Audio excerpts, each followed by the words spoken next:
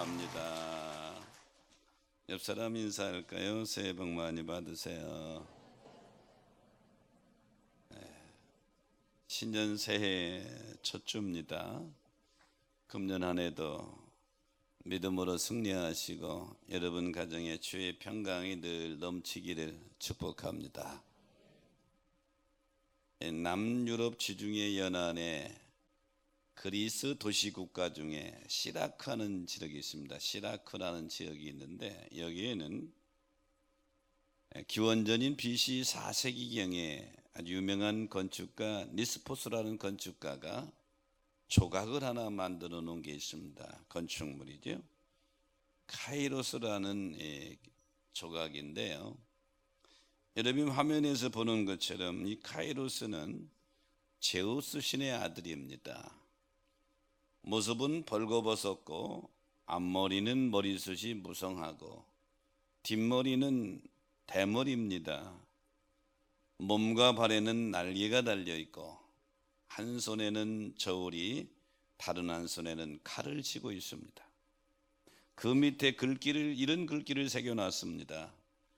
몸을 벌거벗은 것은 모든 이에게 쉽게 발견되기 위함이고 앞머리가 무성한 이유는 사람들이 나를 보았을 때 쉽게 잡을 수 있도록 하기 위함이며 뒷머리가 대머리인 이유는 다시는 붙잡지 못하도록 하기 위함이고 날개가 달린 이유는 나를 놓친 이가 나를 잡기 전에 도망치기 위함이다.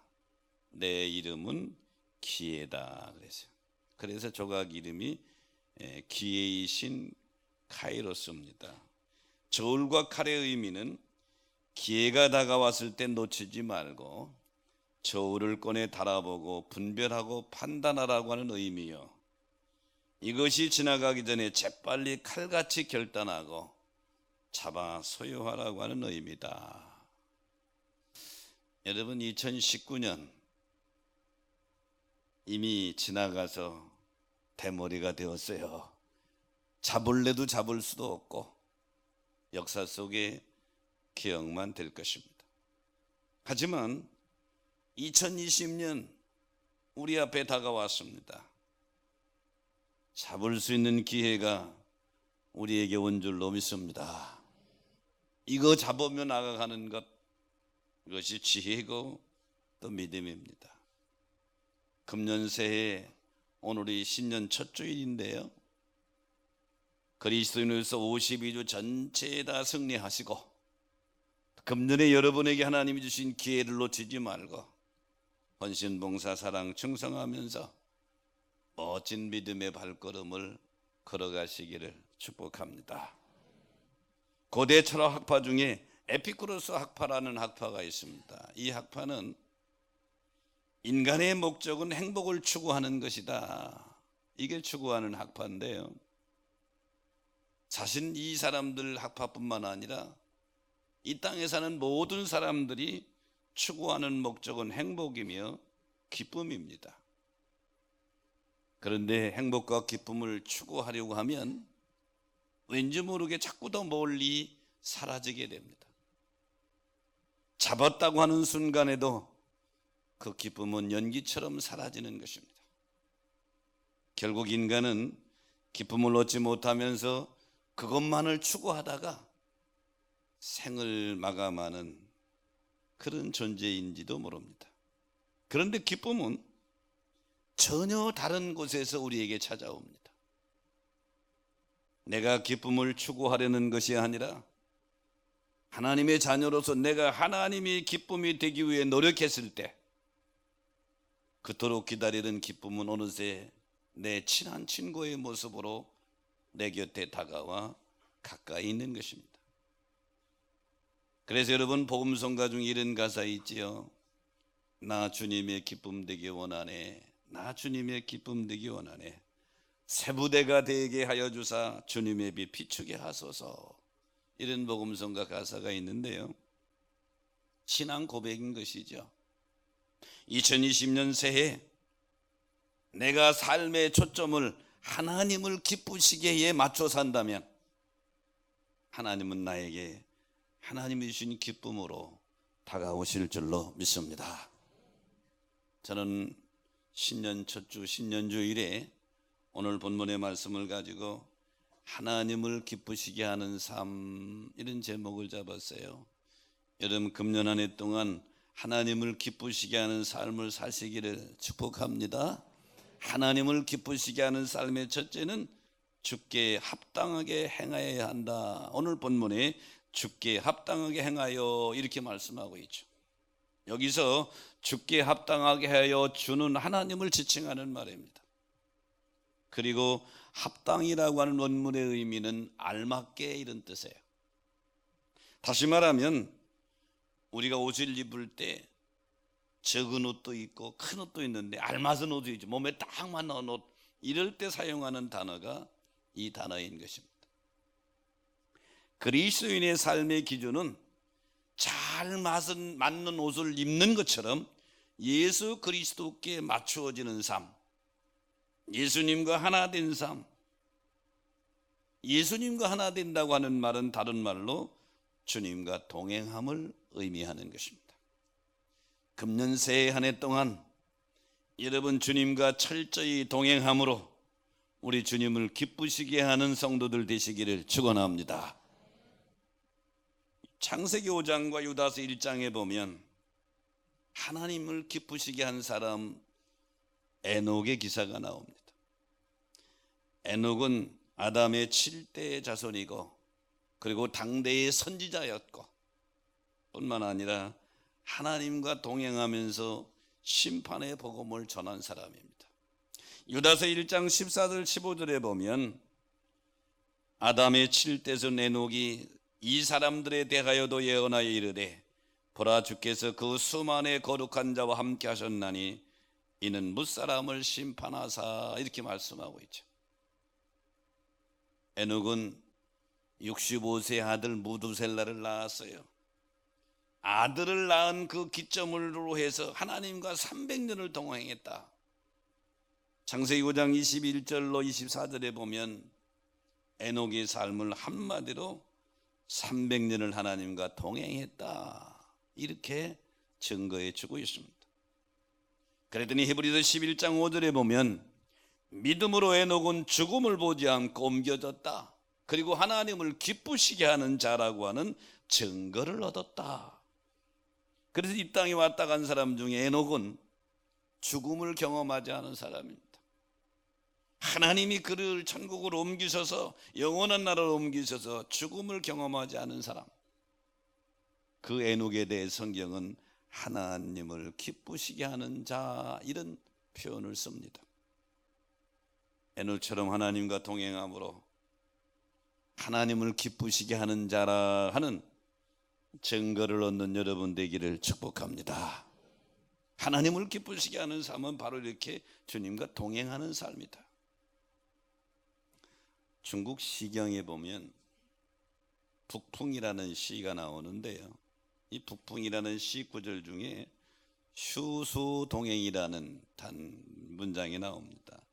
이 휴수동행이라는 말은 우리 서로 손잡고 함께 가자, 이런 의미를 내포하고 있는데요, 이 북풍이라는 시 전체의 내용 중 그런 내용입니다. 찬바람이 불고 비와 눈이 와도 나는 내가 사랑하는 자와 손잡고 끝까지 함께 가겠다, 이런 시인데요, 이와 비슷한 내용이 성경에도 있습니다. 아가서 2장 10절에 보면 나의 사랑하는 자가 내게 말하여 이르기를 나의 사랑 내 어여쁜 자야 일어나서 함께 가자, 이렇게 말씀하고 있죠. 이 아가서의 말씀처럼 예수님은 북풍이라는 시에 나오는 휴수동행의 사랑처럼 우리와 늘 함께 하시고 동행해 주시는 줄 믿으시기 바랍니다. 금년 한 해 동안 우리 앞에 여러 가지 일들이 기다리고 있을 것입니다.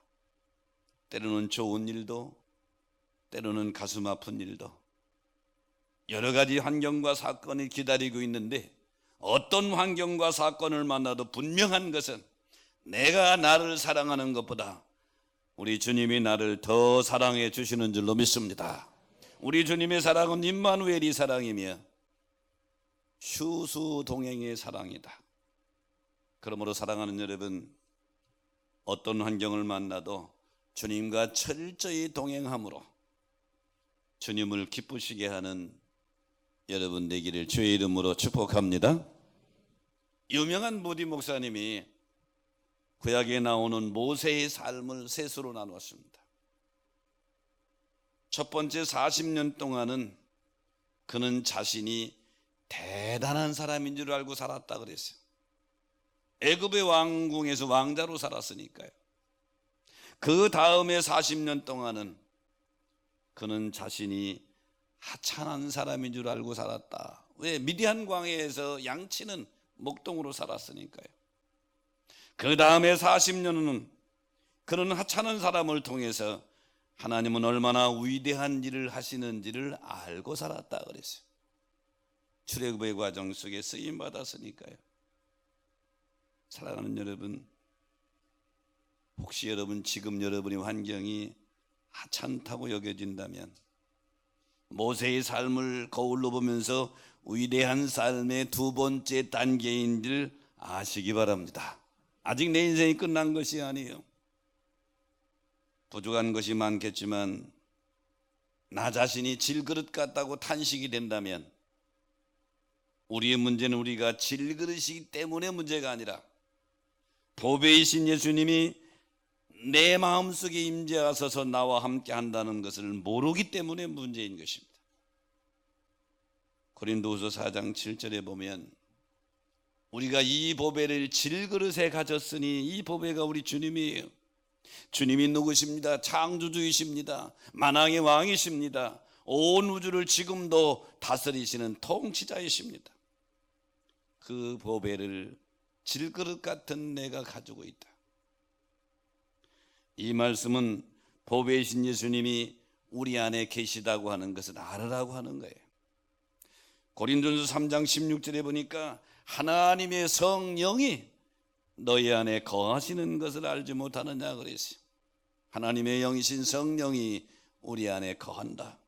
골로새서 1장 27절에 보니까 이 비밀은 너희 안에 계신 그리스도신이 곧 영광의 소망이니라 그랬어요. 그러므로 사랑하는 여러분, 내 안에 계신 그리스도가 복음이며 내 안에 계신 그리스도가 비밀이다 하는 것이죠. 하나님을 기쁘게 하는 삶은 다른 것이 아니에요. 내 안에 거하시는 우리 주님과 철저히 동행하는 것, 내 안에 계신 주님의 음성을 듣는 것, 내 안에 계신 주님의 음성과 내 뜻이 대치될 때에 내 뜻을 내려놓고 주님의 뜻을 따라 걸어가는 것, 이것이 주님과 동행하는 것입니다. 주님과 동행하면 시편 73편 23절에 보니까 내가 항상 주와 함께하니 주께서 내 오른손을 붙드셨나이다 그랬어요. 금년 한 해 동안 주의 능력이 발에 붙들려 사시기를 축원합니다. 가운데 있는 게 아니에요. 내가 주님과 동행할 때 주님은 나를 붙들고 가신다. 그래서 사랑하는 여러분, 2020년 새해 첫 주를 맞이했는데 여러분의 삶의 초점이 금년도 우리 교회 표처럼 하나님을 기쁘시게 하는 데 두면서 주님과 동행하면 하나님이 여러분을 붙들고 가실 줄 믿으시기 바랍니다. 하나님을 기쁘시게 하는 삶의 두 번째는 선한 일의 열매를 맺어야 합니다. 오늘 본문에 보니까 모든 선한 일의 열매를 맺게 하시며 이렇게 말씀하고 있는데, 골로새서 1장 10절의 내용은 바울 사도가 골로새 교회를 위해서 기도하고 감사하는 내용입니다.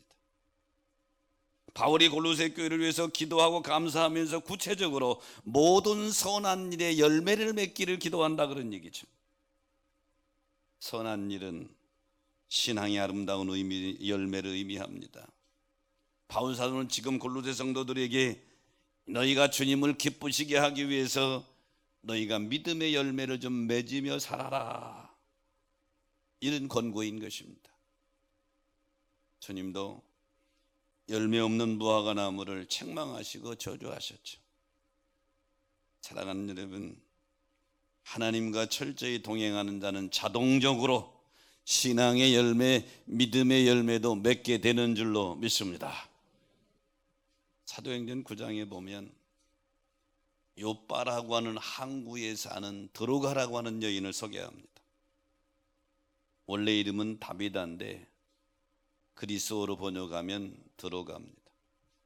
드로가는 사도행 9장 36절에 보니까 선행과 구제하는 일을 심히 많이 했다고 그랬어요. 그냥 믿습니다만 한 것이 아니라 그의 삶 속에서 어려운 이웃들, 과부들을 많이 돌보며 구제하는 일을 했어요. 심지어 과부들의 옷을 많이 만들어줬어요. 그런데 이 드로가가 덜컥 죽었습니다. 이때 사도행전 9장 39절에 보니까 모든 과부들이 베드로 목사님 옆에 모여서 드로가의 선행을 증거합니다. 자기들에게 지어준 옷을 보여주면서.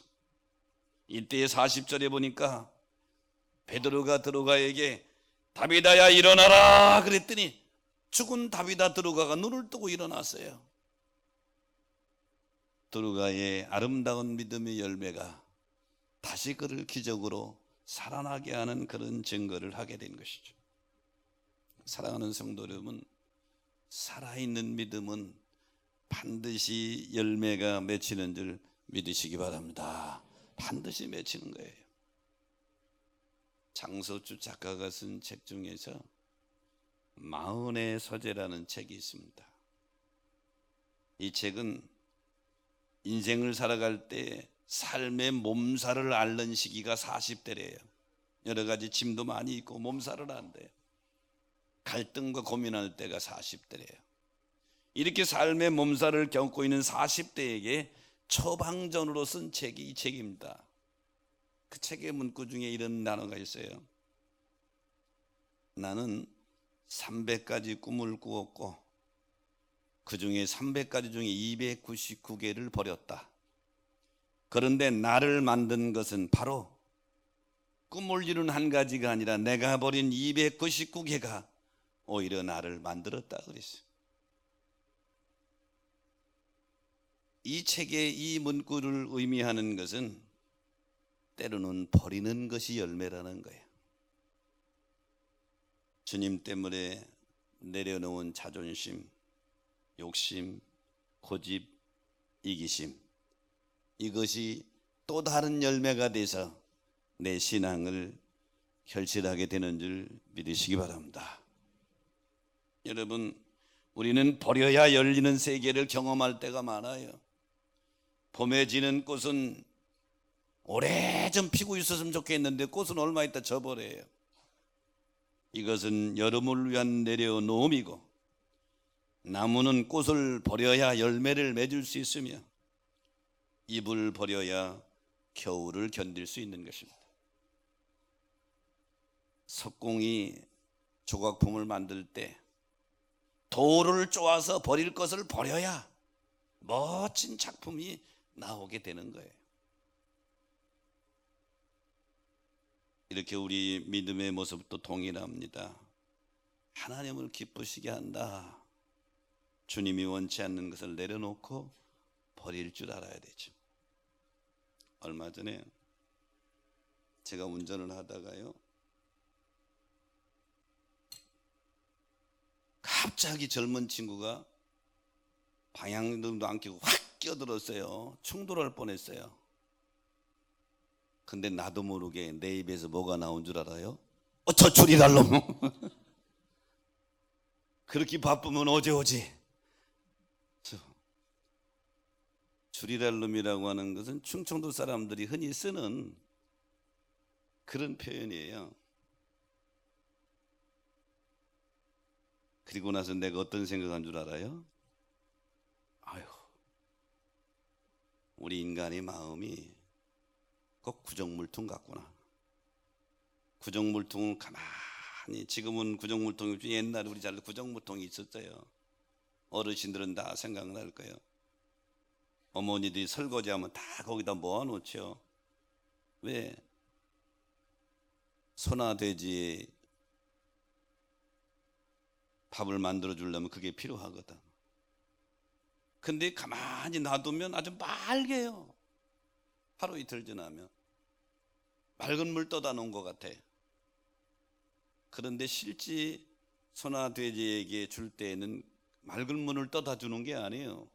한번 휘저으면 그 속에 가라앉았던 것이 막 떠올라. 콩나물도 떠오르고 김치 쪼가리도 떠오르고 밥불뜨기도 막 또 그걸 퍼다가 주는 거야. 평상시에는 내가 선한 줄 알았어. 착한 줄 알았다니까. 그런데 젊은 친구가 딱 껴들으니까 내 안에 줄이랄 놈이 나오는 거예요. 줄이랄 놈 그러고 나오는 거예요. 이게 우리의 모습이에요.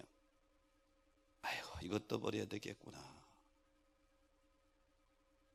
새해에 여러분 버려야 될 불순분들을 철저히 버려서 믿음의 열매를 많이 맺어가시기를 주의 이름으로 축원합니다. 주의 이름으로 축복합니다.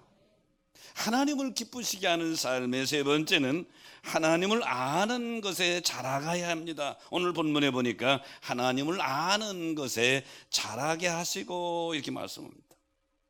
여기 하나님을 아는 것은 하나님의 뜻을 아는 것입니다. 자라게 하시고라고 원문의 의미는 생명체가 성장해서 점점 자라는 것을 의미하는데, 이것이 현재 분사 수동태로 쓰여졌어요. 한 번 자라고 끝나는 것이 아니라 계속 자라가는 것을 의미하는 거예요. 그래서 여러분, 신앙은 이만큼 하면 됐다는 없어요. 계속 자라가야 되는 거예요. 아멘이십니까? 계속 자라가는 거예요. 나는 요즘 제 며느리가 보내는 손주 사진을 보는 게 제일 행복해요. 요즘 고개도 들고요. 뭐라고 하는데 말은 못하니까 그러고서요.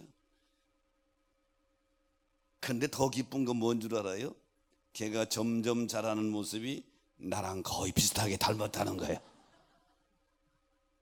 내가 미남은 아니지만 그래도 할아버지 나를 닮아간다는 게 얼마나 기쁜지 몰라요.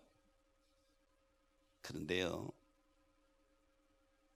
우리 손주가 20살이 돼도 지금 있는 그대로 자라지 않고 정질이 있다면 할아버지는 내가 기쁨이 되겠어요? 근심이죠. 신앙도 똑같은 거예요. 신앙의 연륜이 깊어갈수록 우리가 자라야 될 줄로 믿습니다.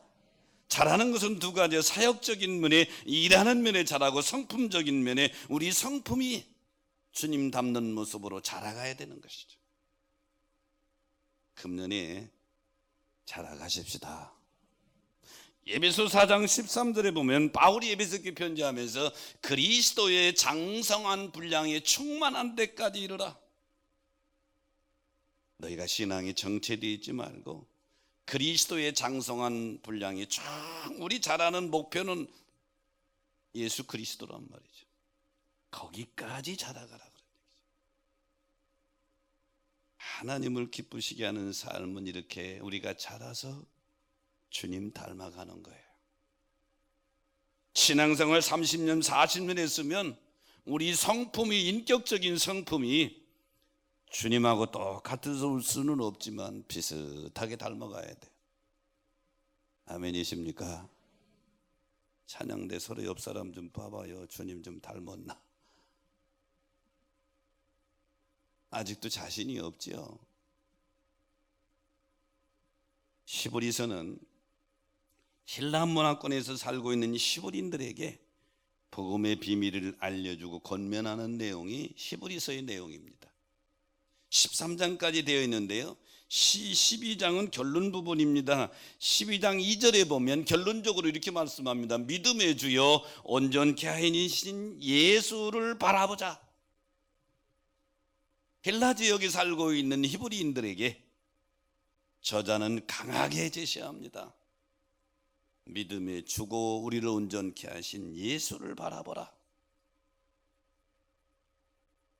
십자가에 돌아가신 예수 그리스도를 바라보는 것, 이게 신앙의 표준이고 목표라는 거예요. 바라보라고 하는 원문의 의미는 주목하라는 거예요. 주목해봐라 좀. 네 믿음 생활에서 다른 게 아니라 예수를 꼭 주목해봐라. 그분이 십자가를 지셨지 너도 져라. 주님을 닮아가는 모습, 주님을 주목하라는 거예요. 금년도 오늘이 사랑하는 성도 여러분, 돈 많이 버는 것도 중요해요. 그러나 우리 그리스도인에서 아주 중요한 기본적인 것은 주님 닮아갑시다. 그렇게 되시기를 축원합니다. 부부가 오래 살다 보면 외모도 성향도 말투도 습관도 비슷하게 닮아가요. 이 처녀 총각이 서로 연애할 때는 자기하고 같은 성격을 싫어합니다. 그리고 자기하고 반대 성격이 훨씬 더 멋있어 보이고 좋아 보여요. 그래서 부부는 거의 반대 성격으로 만납니다. 이런 거예요. 연애하는 자매가 형제를 만났는데 이 자매는 말이 많고 상냥한데 형제는 말이 많고 또 그런 사람 싫어해. 듬직하고 말도 안 하고 그랬어요. 이거 아주 멋져 보이거든. 그래서 결혼했는데 살다 보니까 답답해 죽겠지. 반대로 형제들은 자기가 말이 없으니까 자매가 말이 많고 상냥하니까 아주 좋아 보여. 저 자매하고 살면 행복하겠다. 결혼했는데 살다 보니까 잔소리가 너무 많지. 바가지가 너무 많아. 살아보니까 그래. 그래서 서로 반대로 만나요. 그런데 30년, 40년 계속 살다 보면 서로 비슷해. 닮아졌어. 이런 효과를 밀러링 효과라고 그럽니다. 밀러링 효과라고 그러는데 말 그대로 밀러링 효과는 노력하는 것이 아니라 같이 있다 보면 자연스럽게 닮아가는 거예요. 그리스도인들은 하나님을 밀러링하는 사람들이 돼야 되는 거예요. 하나님을 밀러링하는 사람, 주님을 밀러링하는 사람은 다른 억지로 되는 것이 아니에요. 하나님과 동행하다 보면 내가 주님을 닮아가게 될 줄로 믿습니다. 완벽한 사람은 아무도 없어요. 여러분 운전하고 가다 보면 공사하는 모습, 공사장의 모습과 도로 공사하는 모습도 보잖아요. 어느 날 운전하고 가다가 그 모습을 보면서 그런 감동이 왔어요. 내 신앙 인격도 완성품이 아니라 지금 공사 중이구나. 여러분도 공사 중인 걸 인정하시면 하면 공사 중이에요. 우리 모두는 지금 공사 중이야. 그래서 여러분 금년에 믿음의 길 걸어갈 때에 사람 때문에 시험 들지 말아요. 우리의 믿음의 대상은 사람이 아니고 오직 주님인 줄로 믿습니다. 그래 주님만 바라보라고 그러잖아. 믿음의 대상은 주님이시고 창조자 하나님이시요. 그러면 사람은 뭐냐? 사랑해야 될 대상이라 말이죠. 이해해야 될 대상이란 말이죠. 성경은 그렇게 말합니다. 의인은 없나니 한 사람도 없다. 동의하시면 아멘. 한 사람도 의인이 없다. 완벽한 사람이 하나도 없다는 얘기죠. 그러므로 우리는 이런 자세를 가져야 돼요. 신앙생활 정말 잘하는 성도를 보면, 정말 잘하는 장로님이나 권사님 보면 롤 모델로 삼으세요. 나도 저렇게 신앙생활 해야 되겠다. 반대가 있어요. 사람은 완벽하지 않으니까 아이고 권사가 돼가지고 장로가 되고 저렇게 신앙생활해 하고 마음에 상처가 되거든. 다산지석으로 삼으세요. 나는 저렇게는 하지 말아야지. 여기까지입니다. 거기서 한 발 더 나아가서 개인적으로 아유 장로도 저러는데 목사도 저러는데 에이 그러고 시험 들고 교회 안 나오면 자기만 손해요. 넘어지면 자기만 손해란 말이에요. 이 세상은 다 그래요. 완벽한 교회나 완벽한 사람은 이 세상에 아무도 없다. 여러분이 완벽한 교회를 찾으시려면 천국 가세요. 거긴 있어요. 이 땅에는 없다. 다만 건강한 교회, 건강한 신앙을 위해서 발버둥 치는 사람만 있을 뿐이에요. 그러므로 여러분, 금년도 하나님을 기쁘시게 하는데 삶의 초점이 맞춰야 되는데, 그러려면 우리 하나님과 철저히 동행하시고, 동행하다 보면 자동적으로 믿음의 열매, 사역의 열매가 맺혀지게 될 것이고, 동행하다 보면 점 밀러링 효과 때문에 주님을 닮게 될 줄로 믿습니다. 아직 안 닮은 분이 대부분이지요. 닮은 모습이 어떤 분은 90%까지 닮은 사람이 있고, 어떤 사람은 50%만 닮은 사람이, 어떤 사람은 이제 20, 30% 닮은 사람이 있어요. 다 달라요. 인간적인 나이나 인간적인 교회적인 직분만 보고 주님과 비교하면 안 됩니다. 그러므로 사랑하는 여러분, 금년 새 2020년 새해 첫 주인데 금년에 꼭 믿음으로 승리하십시다. 한 단계 더 성숙하십시다. 여러분의 삶을 통해서 하나님의 기쁨이 되시기를 주의 이름으로 축복합니다.